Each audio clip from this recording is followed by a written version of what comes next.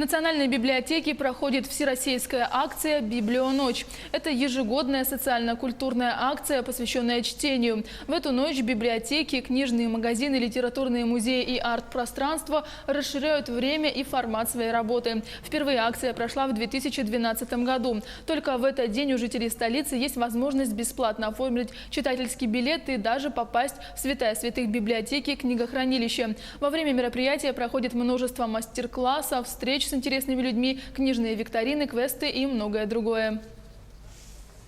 Акция «Библионочь» проводится в Национальной библиотеке уже 8-й год подряд.